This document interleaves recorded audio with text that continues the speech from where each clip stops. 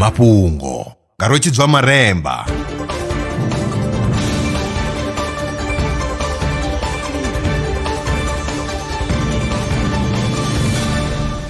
Ndo livhuwa zwa zwino ndi tshifhinga tsha mafhungo.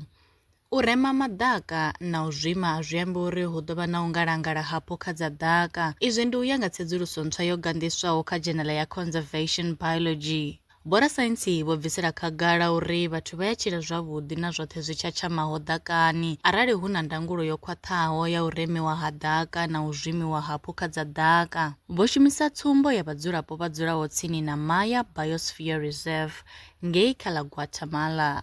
Tsedzuluso yo rangwa phanḓa nga Washington State University.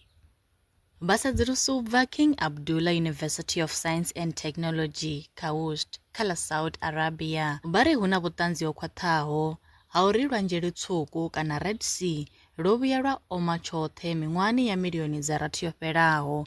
U ya nga tsedzuluso, miḓalo ye ya vha hone u bva kha ḓanzhe ḽa India kana Indian Ocean ndi yone yo thusaho uri hu dovhe hu vhe na maḓi Red Sea. Izwi zwo ita uri hu vhe na u vhuyelela ha zwi tshatsha마ho Red Sea nga tshifhinga tshi re fhasi ya miṅwaha ya zwigidi zwa ḓana. Tsedzuluso yo anḓadzwa kha Journal ya Communications, Earth and Environment. A khou guma nga u rali mafhungo e nda vha farela one. Arali vha na mafhungo ane vha tama ri tshi a tevhelela kana wa sala murahu, vha nga ri foinela kana vha rumela mulaedza wa WhatsApp kha nomboro za 083 316 0190.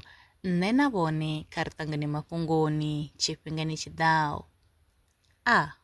Lwa miṅwaha i fhiraho fusumbe dzina ḽithihi fhedzi ndi ḽone ḽi bvaho phanḓa kho endedza vhadzulapo vha ḽa Afrika Tshipembe. Mulaudzi Transport Service ndi khamphani yavho ine ya vha endedza u ya na u vhuya mishumoni nyendo dza kule na tsini, hu tshi katela na u welekanya mikano ya mashango a tsini na Afrika Tshipembe. Ri vha endedza vha swika hune vha khou ya vho tsireledzea. Arali vha tshi ṱoḓa u bva nga tshigwada u dzhena na vhuṱambo vhufhio na vhufhio, kha vha ri fhulufhele ngauri ri ḓo vha swikisa nga tshifhinga. Vha nga ri kwama kha nomboro dzi tevhelaho 083 227 0606. Mulaudzi Transport Service, no place is too far to reach.